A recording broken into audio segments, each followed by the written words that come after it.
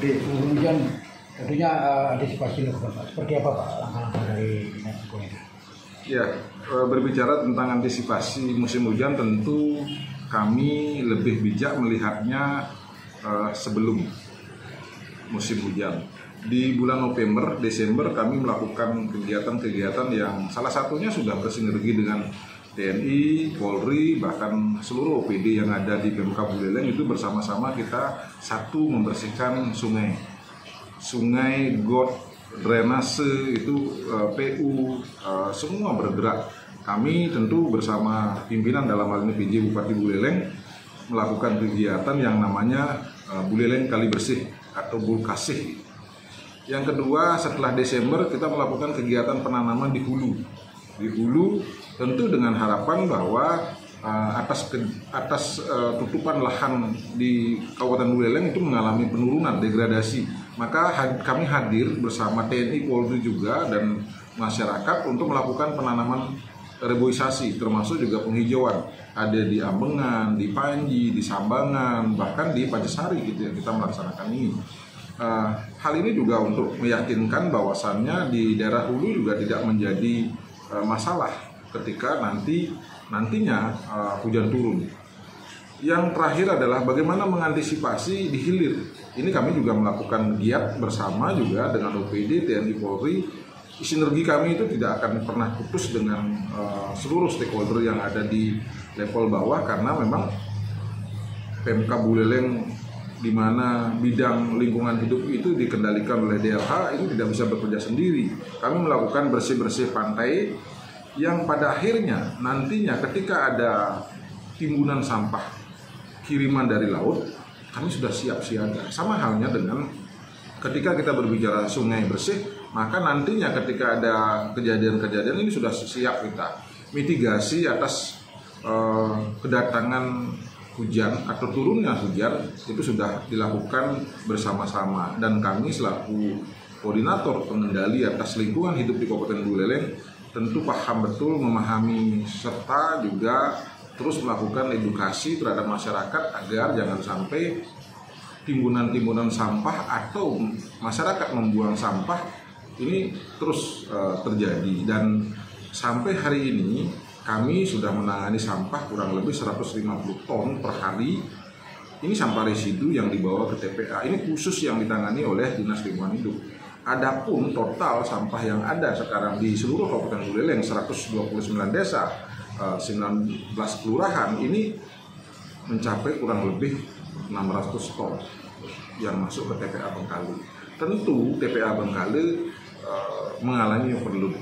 Nah, dengan adanya penambahan luasan 2 hektar lebih, tentu kami bisa berlega hati, tetapi juga bukan menjadi jalan yang terbaik di dalam rangka penanganan persampahan. Penanganan persampahan adalah bagaimana sampah bisa dikendalikan oleh masyarakat.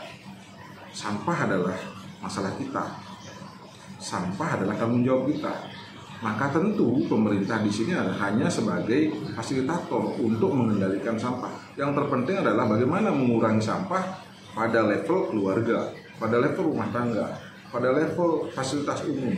Nah, ini tentu keberadaan kami Dinas Lingkungan Hidup bersama-sama OPD lain untuk meyakinkan layak untuk dicontoh dan ditiru. Inilah yang kami lakukan selama ini. Terkait dengan hal-hal klasik seperti setiap musim hujan dan kemudian disertai angin, banyak pohon tumbang yang berimbas kepada sarana fasilitas publik seperti kabel-kabel telepon dan kabel-kabel listrik yang justru akan bisa membahayakan masyarakat dan pengendara dan bahkan yang lebih fatal bisa menyebabkan kebakaran. Antisipasi dengan berbagai stakeholder ini apa nih? Ini masalah tata kelola kawasan perkotaan ya, sangat disayangkan, dan kami tentu sebagai pengendali lingkungan khususnya vegetasi yang ada di kawasan perkotaan ini prihatin melihat kondisi yang seperti sekarang ini, di mana jalur transportasi kabel-kabel yang dipasang itu sangat tidak estetik di dalam kawasan perkotaan. Namun demikian kami sangat bersinergi dengan PLN, sangat juga bersinergi dengan teman-teman Dinas Perhubungan untuk terus menata kelola ini. Adapun pohon-pohon perindang kawasan perkotaan ini bukan siapa yang berbuat apa, tetapi ketika berbicara tentang kawasan perkotaan tentu kami sangat berkeyakinan bahwasannya ini menjadi bagian dari tugas kita bersama. Tidak berpikir bahwa ini kewenangannya adalah jalan nasional, ini kewenangannya adalah jalan kabupaten. Nah, dimanapun di kawasan kota Singaraja, kami ada di depan untuk segera mengkoordinasikan atas pohon-pohon perindang yang mengalami pertumbuhan yang cukup baik, cukup membuat nilai-nilai kesejukan, keasrian, tetapi sangat berbahaya. Hal yang terpenting adalah seluruh pohon yang ada di Kabupaten Buleleng sudah kami detek datanya sejumlah 600 pohon. Dan ini membutuhkan pemeliharaan yang mestinya cukup baik dengan sarana dan prasarananya, karena tanaman ini sudah tanaman yang cukup tua. Ya, cukup lama. Jenisnya bervariasi, banyak jenisnya. Dan buat kami dengan sarana prasarana yang ada, kami terus berjalan, kami terus membuat jadwal pemeliharaannya. Hari ini ada di Jalan Supratman, besok ada di Jalan Sudirman, terus bergerak sesuai dengan satu jadwal yang kita susun. Yang kedua, atas permohonan tadi, bahwasannya ada pohon-pohon perindang yang sangat membahayakan. Kalau di kawasan perkotaan kami bersinergi dengan itu.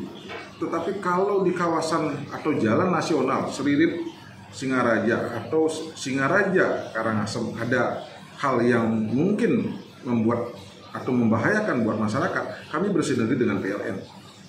Kalau di kota kami bersinergi dengan Dinas Perhubungan, dengan Pol PP ketika itu harus direbah karena itu akan menghambat laju jalan, dan dengan Polri lalu lintas. Jadi semua bergerak untuk memastikan bahwa pohon tersebut bisa ditebang, karena ini ada aturannya, ada Pergub nomor 50 tentang pemangkasan dan penebangan pohon. Dan ini juga menjadi kendala ketika laju pertumbuhan, risiko atas bahaya itu tidak sebanding dengan sarana yang kami punya.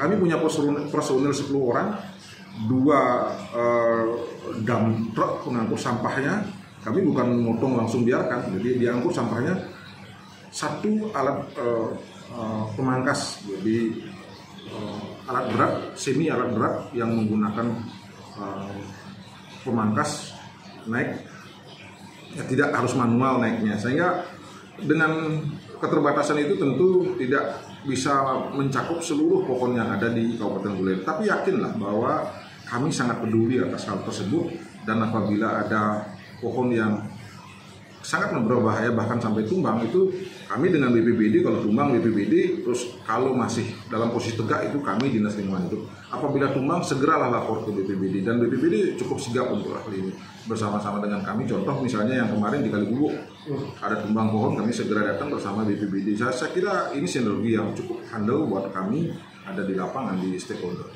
Pak, yang terakhir situasi sekarang nih, pohon-pohon perindang dimanfaatkan untuk pemasangan APK. Yang dipaku, nah gimana menurut Bapak? Iya, hal yang mungkin buat kami selaku pengendali lingkungan dalam hal ini adalah pohon-pohon perindang itu, ya saya secara pribadi maupun selaku kepala dinas prihatin. Semoga hal ini menjadi introspeksi bagi teman-teman, saudara, lembaga, organisasi yang melakukan kegiatan-kegiatan yang sifatnya promo. Ya tentu ada payung hukumnya, tentu norma hukumnya ada norma etikanya ada, dan alangkah bijak apabila setiap langkah yang dilakukan berkoordinasi dengan kami, tentu kami akan bisa memberikan jalan yang terbaik buat lingkungan yang ada di Kabupaten Buleleng. Mari miliki apa yang ada di Kabupaten Buleleng, mari jaga apa yang ada di Kabupaten Buleleng, termasuk tanaman. Apabila tanaman disakiti seperti itu, tentu kami dari Dinas Lingkungan sangat memprihatinkan. Dan momen ini tidak hanya sekali, Bapak. Tahun 2023 kami dalam rangka ulang tahun lingkungan hidup, hari ulang tahun lingkungan hidup itu kami bergerak dari kesade sangket untuk membersihkan hal tersebut. Mudah-mudahan tahun ini dengan rasa bangga kami sampaikan semoga tidak terjadi lebih seperti itu, dan mungkin kami pesan saja agar menghindari pemakuan, pengikat dengan kawat, karena itu akan membuat tanaman tersakiti. Yuk kita jaga dan pelihara serta lestarikan apa yang menjadi milik kita bersama. Untuk masyarakat akan melihat itu sangat tidak baik, sangat tidak elok, apalagi di momen seperti sekarang. Koordinasi dengan Bawaslu sudah, Pak?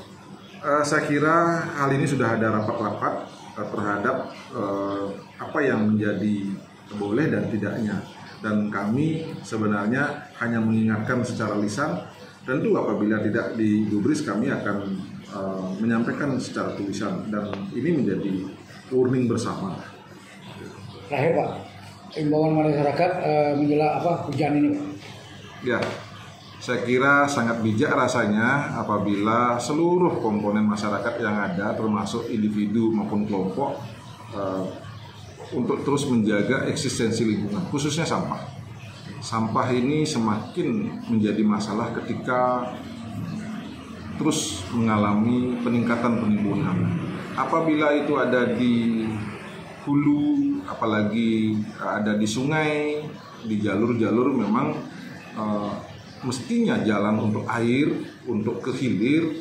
Tetapi kalau itu disumbat karena sampah, maka di musim hujan ini kita akan menerima akibatnya berupa banjir. Tetapi kalau kita bijak menyikapi permasalahan tersebut, tentu akan lebih baik, lebih asri rasanya kita tinggal di kota Singaraja apabila sampah tidak ada di tengah-tengah kota. Maka dari itu kami sangat berharap bahwa jaga kebersihan, jaga lingkungan kita, bukan hanya jaga lingkungan dan kebersihan kota, tetapi jaga hati kita agar tetap bahagia di kemudian hari bersama anak dan cucu kita.